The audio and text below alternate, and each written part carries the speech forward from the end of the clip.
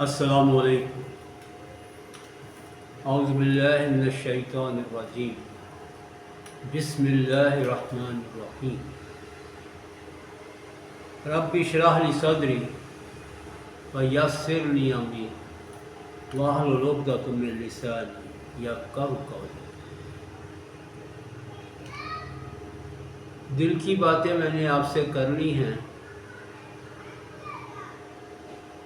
کچھ دل کی باتیں ہوتی ہیں شاعری میں، ادب میں، ناولوں میں، کہانیوں میں، شاید میں کبھی وہ بھی آپ سے باتیں کروں، لیکن اس وقت تو میں دل کیا ہے، اس کی فزیکل سٹرکچر، اس کے پرابلمس، فزیکلی پرابلم، ابھی تو میں وہی باتیں آپ سے کر رہا ہوں۔ تو یہ میں نے بتا دیا کہ ہارٹ اٹیک، دل کا دورہ، بڑی ڈسیسو سی تھنگ ہے۔ چانسز ہوتے ہیں کہ انسان بچ جائے اور نہیں بھی بچتا۔ اس میں پہلے منٹ بہت کرٹیکل ہیں۔ اگر تو جس نے نہیں بچنا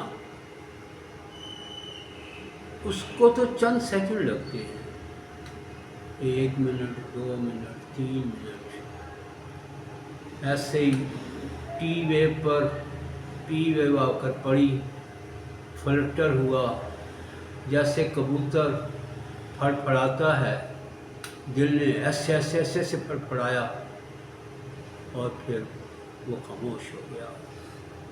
وہ دل جو ہمارے اندر اس وقت دھڑکا تھا جب ہم اپنی ماں کے پیٹ میں تھے اور ہماری عمر صرف 8 ہفتے کی تھی، تب اس نے دھڑکنا شروع کیا تھا۔ ہمارے جسم کے ایک ایک ذرے کو اس نے خون کی بہاؤ دیا تھا، ایک ایک سیل جو کہ ٹریلینز ہیں، ہم گن بھی نہیں سکتے۔ نہ کبھی وہ تھکا، نہ کبھی وہ رکا۔ ایک ایسی بیٹری کہ جو بہت کم لوگوں کی فیل ہوتی ہے، ان کے لیے پھر اس کے لیے مصنوعی بیٹری لگانی پڑتی ہے، پیس میکر لگانا پڑتا ہے، ادروائز وہ کام کیا جا رہا ہے۔ جتنی آپ اس کو صحت مند رکھیں گے، جتنا اس پر آپ کم لوڈ ڈالیں گے، اتنا وہ بہترین طریقے سے آپ کی خدمت کرتا رہے گا۔ جو لوگ اپنے دل کی پرواہ نہیں کرتے، جن کا بلڈ پریشر بڑا ہوتا ہے، جن کی موٹاپے کی وجہ سے خون کی نالیاں سخت ہو جاتی ہیں، ان نالیوں میں چربی جم جاتی ہے، اس کے لیے دل کو پھر بہت زیادہ اسٹرگل کرنی پڑتی ہے۔ اسے ہر سٹروک پر، جو وہ 1 سیکنڈ سے بھی کم عرصے میں اپنا پرفارم کرتا ہے، 1 سیکنڈ سے کم عرصے میں، وقت میں، وہ اس اپنے ایک سٹروک کو مکمل کرتا ہے۔ اسے ہر سٹروک میں اسے زیادہ محنت کرنی پڑتی ہے، تھک جاتا ہوگا وہ آدمی کا۔ جب ہم طالب علم تھے تو اس وقت یہ بتایا جاتا تھا کہ کسی کا بلڈ پریشر کا فارمولہ یہ ہے کہ آپ اس کا بلڈ پریشر دیکھیں، اس کی عمر پوچھیں، اور جتنی اس کی عمر ہے اتنے اس کی عمر میں کے حساب سے اس کا بلڈ پریشر ہوگا۔ اگر کسی کی عمر اس میں 100 پلس کر لیں، عمر میں 100 پلس کر لیں، کسی کی عمر 130، اگر کسی کی عمر 30 سال ہے تو اس میں 100 جمع کر لیں تو اس کا بلڈ پریشر 130 ہونا چاہیے، سسٹولک اوپر والا، اور ڈائسٹولک جو ہے وہ کسی بھی صورت میں 95 سے نہیں بڑھنا چاہیے۔ اور اگر کسی کی عمر 70-80 سال ہے تو اس میں 100 جمع کریں گے تو وہ 170-80 سال اس کی بلڈ پریشر نارمل ہوگا۔ یہ فارمولہ کبھی کسی ڈاکٹر نے بنایا تھا اور کتابیں بھی اس میں لکھ دی تھی۔ لیکن اب یہ ساری بات ختم ہو چکی ہے. اب بلڈ پریشر جس بھی انسان کا 135 سے زیادہ، آئیڈیلی اس سے 130 125 ہونا چاہیے سسٹولک، اور جو ڈائسٹولک ہے نیچے والا بلڈ پریشر ہے وہ 85 ہونا چاہیے. اس سے زیادہ جب بلڈ پریشر ہوتا ہے خون کی نالیوں کی سختی کی وجہ سے، خون کی نالیوں کی رکاوٹ کی وجہ سے، تو اس کے ساتھ ہارٹ کو ہر سٹروک پر زیادہ محنت کرنی پڑتی ہے اور وہ زیادہ جلدی تھکتا ہے. اپنی خون کی نالیوں کو سافٹ رکھیے گا، کلیئر رکھیے گا، اور اس کا طریقہ صرف اور صرف آپ کی سمارٹنس ہے. اگر آپ کا وزن زیادہ ہے تو پھر آپ کی خون کی نالیاں بھی ہارڈ ہیں، اس کے اندر رکاوٹیں بھی ہیں، دل تھک جاتا ہے، وہ اچھے طریقے سے پرفارم نہیں کر سکتا. اچھے طریقے سے اس کی حفاظت کیجیے گا. تو اگر تو کسی کو ہارٹ اٹیک ہوا ہے تو وہ بچ گیا ہے، ہاسپٹل پہنچ گیا ہے، وہاں کیا پروسیس ہوتا ہے؟ ایک تو جاتے ہی اس کو اسٹیپٹوکوکائنیز کا انجیکشن لگ جاتا ہے، اور وہ لکھا لیتے ہیں کہ اگر اس انجیکشن کا کوئی ریئیکشن ہوا انوانٹیڈ اور بندہ ایکسپائر ہو گیا تو ہم اس کے ذمہ دار نہیں ہیں. تو اس پیشنٹ کے لواحقین اس پر سائن کر دیتے ہیں.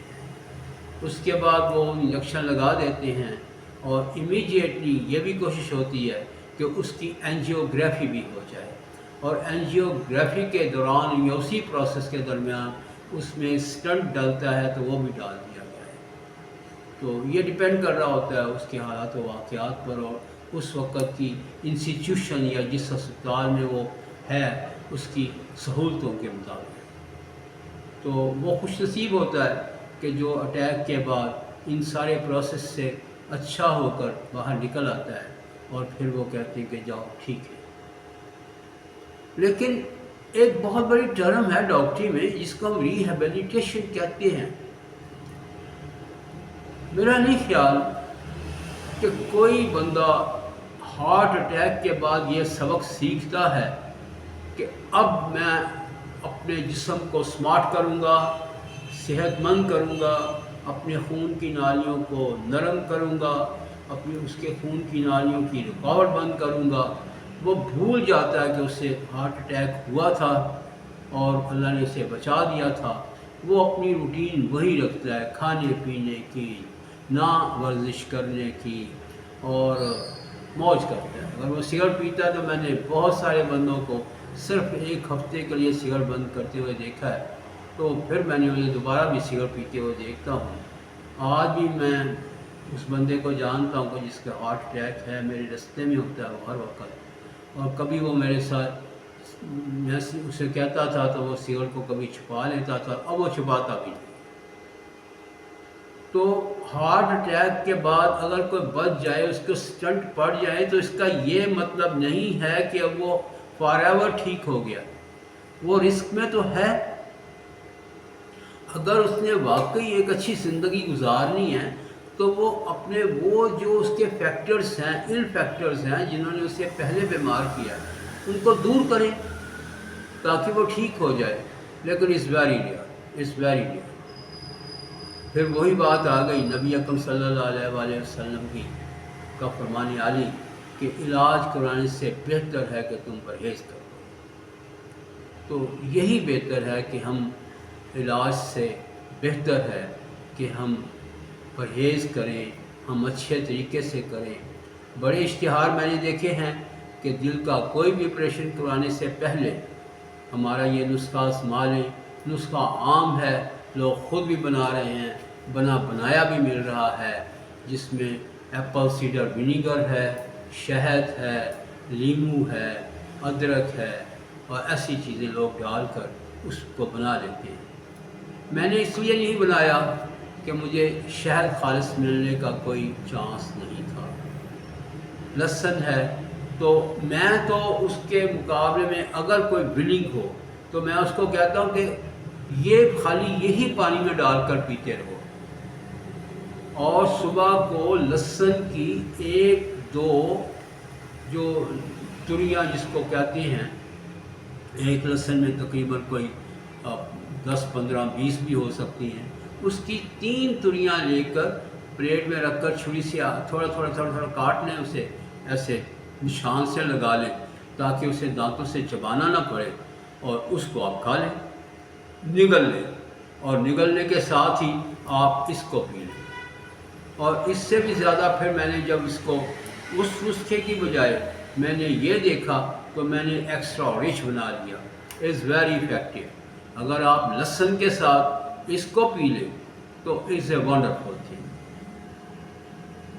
अगर आपने ये इरादा कर लिया है कि अब मैं जहाँ स्टंट पड़ा हुआ है, स्टंट तो आप बाहर नहीं निकाल सकते, लेकिन स्टंट इस बात की भी गारंटी नहीं है कि आपको आइंदा कोई तकलीफ़ नहीं होगी। फैक्टर तो वो इल फैक्टर वही हैं, रिस्क फैक्टर वही हैं। रिस्क फैक्टर तो वही है ना कि अगर आप किसी में ओबेसिटी है तो उसको ब्लड हार्ट अटैक के चांसेस हैं। रिस्क फैक्टर तो यही है ना कि अगर किसी को शुगर है तो तब भी है, अगर किसी का ब्लड प्रेशर है तो तभी है। तो इन रिस्क फैक्टर को दूर कीजिएगा ताकि आपको आइंदा ऐसा ना हो। अपनी हिफाजत कीजिएगा, अपने आप को स्मार्ट रखिएगा। इसके लिए थोड़ी सी जद्दोजहद तो करनी पड़ती है, लेकिन आप उस बंदे के मुकाबले में जो एक 20 है, मोटा है, जिसको आप ऐसे करके चलते हुए देखते हैं, इसलिए चलते देखते हैं कि उसका पेट बड़ा हुआ उसको नीचे को खींच रहा है, और वो उसको बैलेंस करने के लिए अपने आप को पीछे को धकेल रहा है। तो आप स्मार्ट बने, जवान हो के बकाए दवा मिलती है। सेहतमंद इंसान ज़्यादा अच्छी ज़िंदगी गुजारता है। तो इससे पहले कि खुदा न खास्ता किसी को हार्ट अटैक हो, उससे बचने की कोशिश कीजिएगा। आप अपने आप को स्लिम, स्मार्ट और स्ट्रॉन्ग बनाएं, अपने रिस्क फैक्टर दूर करें। नहीं तो मैंने ऐसा देखा कि एक दफ़ा एक बंदा आया मेरे पास, पेशेंट आया, बल्कि पेशेंट नहीं था, just for asking some advice. तो उसने मुझसे कहा कि डॉक्टर साहब मुझे हार्ट अटैक हुआ, मैं बच गया हूँ, तो अब वो मुझे कह रहे हैं कि बाईपास करवाओ। तो मैं खामोश हूँ अभी। तो डॉक्टर साहब वो मुझसे 4 लाख रुपए, ये पहले की बात है जब 4 लाख में बाईपास हो जाता था, तो मुझसे 4 लाख मांग रहे हैं। तो मेरे पास तो है नहीं। तो मैंने उनको कहा कि मेरे पास 4 लाख नहीं है। तो उन्होंने कहा कि नहीं है तो ये फॉर्म लो, इस पर साइन करो, हम तुम्हारा फ्री कर देंगे। तो कहता डॉक्टर साहब मैंने उनसे पूछा कि फिर ये पैसे कौन देगा, कहाँ से आएंगे? तो उन्होंने कहा कि ये ज़कात फंड से आएंगे। तो मुझसे वो पूछ रहा था कि डॉक्टर साहब मैं करवा लूँ। डॉक्टर साहब मुझे बताएं, सारी उम्र मेहनत मजदूरी की है, रिज़्क़ हलाल कमाया है, किसी के आगे हाथ नहीं फैलाया, तो क्या अब मैं ज़कात खाऊंगा? मैं खामोश। मैंने कहा कि नहीं, आपने बाईपास करवाना है, उस पर साइन करने हैं नहीं करने, ये फैसला प्योरली आपका ज़ाती होगा, आपके बच्चों का होगा। मैं ये आपको नहीं कहूँगा कि आप ज़कात ना लें, मैं आपको ये नहीं कहूँगा कि आप ज़कात ले लें। देखिए, कुल्लु मन अलैहा फ़ान, हम सब ने मर जाना है। मौत का एक वक्त आएगा जब हम उसका शिकार हो जाएंगे। अल्लाह ईमान, सेहत, तंदुरुस्ती और आफियत वाली मौत दे। जिन तरीक़ों से आप अपने आप को बचा सकते हैं ज़रूर बचाइएगा। मैं आपसे दिल की ये बातें, इसका एंड तो यही है कि आप परहेज़ करें। मैं अब आपको कुछ और बातें भी बताना चाहता हूँ कि जो पिछले दिनों में मैंने वीडियो देखी कि लोग बहुत बड़े आलम से, बहुत बड़े मुफक्कर से ये सवाल कर रहे थे कि मैंने पहले भी ये बात की थी कि मैं डॉक्टरी का तालिब इल्म हूँ, तो मुझे बताया जाए कि मेरा कुरान पाक मुझे ये कहता है कि दिल इंसान की सारी पर्सनैलिटी का मंबा वो है जिनके दिलों पर कुफल पड़ जाते हैं। और कुरान पाक में 130 बार कुरान पाक में ये ज़िक्र है दिल का। तो हमारी मेडिकल साइंस कहती है कि ब्रेन ही सब कुछ है। तो फॉर्चुनेटली हम अब मेडिकल साइंस ने, जदीद रिसर्च ने भी बता दिया है कि दिल के अंदर भी एक दिमाग है जिसको हार्ट ब्रेन कहते हैं। और ये इसका इंकशाफ डॉक्टर कोई मुफक्कर है, कोई रिसर्चर है जिसका नाम आर्मर है, उसने 1992 में किया है। मैं आपसे ये बातें शेयर करना चाहता हूँ। और जब मैंने ये पढ़ा तो फिर मैं खुशी से भर गया, बिल्कुल ऐसे ही जैसे अल्लाह पाक ने कुरान पाक में फरमाया है फ़िरौन को कि नहीं, अब तुम्हारी मोहलत ख़त्म हो गई है, अब हम तुम्हारी लाश बचाएंगे ताकि तुम देखने वालों के लिए इबरत का सामान हो। इस बात का जो प्रूव हुआ वो 1300 साल के बाद हुआ है। 1300 साल तक कुरान पाक में सिर्फ ये अल्फाज थे, फ़िरौन की लाश नहीं थी, वो निशान इबरत नहीं था। आज वो म्यूज़ियम में उसकी लाश पड़ी हुई कुरान पाक के अल्फाज का मुँह बोलता सबूत है कि अल्लाह पाक ने फरमाया था कि हम तुम्हारी लाश को बचाएंगे ताकि देखने वालों के लिए तुम इबरत का सामान बने।